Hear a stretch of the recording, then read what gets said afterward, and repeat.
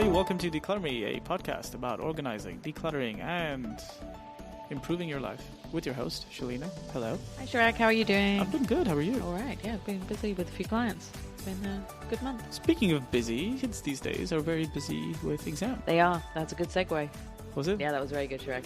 Yes, as kids are studying and about to have exams, especially UK schools and I think European and American schools have got exams coming up.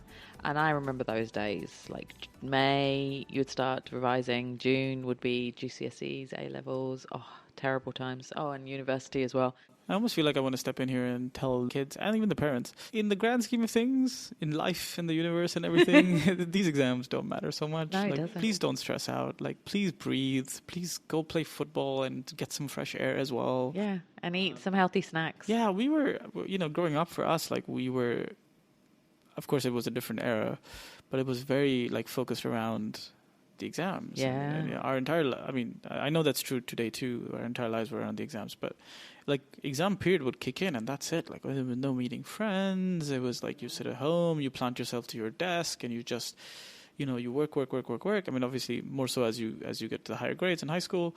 But honestly, in hindsight now, I feel I just wish I'd run around a little more or something, and so, yeah, I want to put that out there and I want to keep trying to tell people that whenever they have kids and stuff, I'm like, guys, you know what it was like.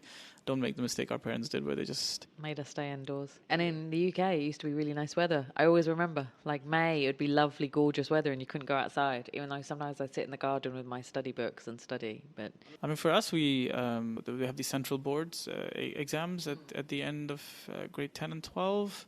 But then we had something called a Gulf board, 9 and 11. So we had 4 years of board level exams, which was bad enough. But then because the school wanted to prep us, they would give us we had a pre-board exam and stuff. So we would go through this exam cycle over and over again, which was a great way to prepare us. But it just meant that our entire year was full of exams. Yeah, that sounds depressing. Maybe we shouldn't talk about that now. So that's message one. But then the main point of this episode is we want to talk a little bit about as well prepping for exams and how you and your kids can prepare better. There are a few great tips that I've seen from parents and students, which I wanted to share, and just about how to get organised for studying and for your exams so that you're ready and prepared and you can use it continuously. It's I always thought I'm just going to have exams, the GCSE and A-level and then a few at uni.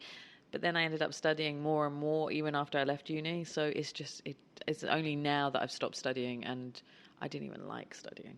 So, but all the skills that I had from that time, I've used that and also for other things as well. So, first of all, organise your desk. So you have to have a desk or a space where you're going to be studying, right? So usually a desk is the right place. So make sure that there's nothing on your desk except for what you need. So your books, paper, pens, pencils, your computer, or your iPad now. We didn't have all this stuff, did we? We had papers. Everything was written on paper. So I remember I have a box file full of papers that we threw out. Yep. Some of it was handed down. Some of it went down to my brother. Some of it went down to other people who reached the board level stuff because a lot of the stuff stays pretty much the same. Yeah, no, the studying paperwork, you get rid of it as soon as it's done. So do that first. Clear your desk. Make it organised. Have all the things you need. You'll need highlighters, pencils, pens, paper. Remove your phone because you don't want to play with your phone. And then make a schedule. So go backwards. So you know when your exams are going to happen. So you need to plan for what days you're going to study for what exams. So you don't want to, say if your history exam is the last exam, you don't want to study that too early on. So you want to set the timetable so that the right subjects are studied at the right time. So you're prepared for the exams.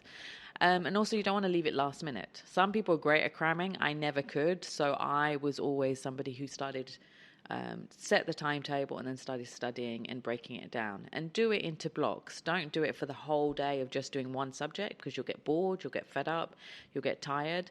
So manage it in that sense. And you have to make a balance to feel what you're comfortable with as well. There's different ways of writing notes and study notes, and there's books as well. I have been an advocate of mind mapping for many, many years, and I actually was doing mind maps of type even when I was at school, before, I met Tony Buzan when I was at work, and he had his book and everything, but I'd been using that kind of system before. But the people use flow charts, they write notes, they use highlighters. There's different ways of doing that. So start making the study notes quite early on. So fit that into your timetable as well. So it's not just about revising on subjects, but making notes to help you to get key subjects out to remember them. Another thing to do is to get organised and to talk to your teachers about getting old exams or finding them online. So find it from the same board that you're doing and find those old exams and use them and practice.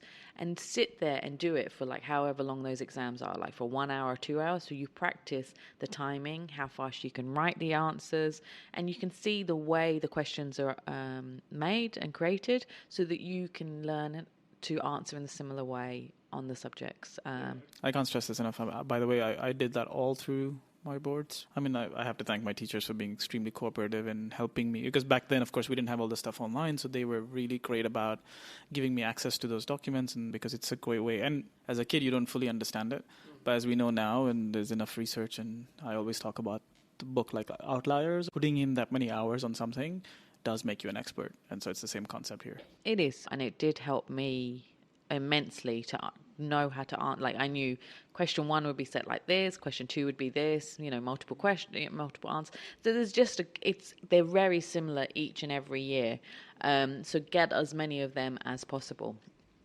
When you are sitting there studying, make sure you have a specific goal for each session. So what do you want to learn? What topics do you want to cover?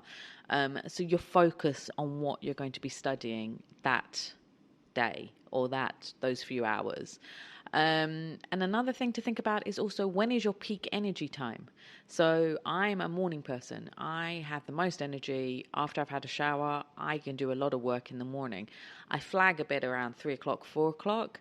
So you have to find when is a good time for you to study. Doesn't help if you have to go to school the whole day and then study when you get back from school. But if you've got study time, which, a lot of students have for the last few weeks before the exam, if you have that, then figure out when is a good time for you to study. Some people are good in the evening, some people are good in the day. So just find what works for you. And everybody has their own way.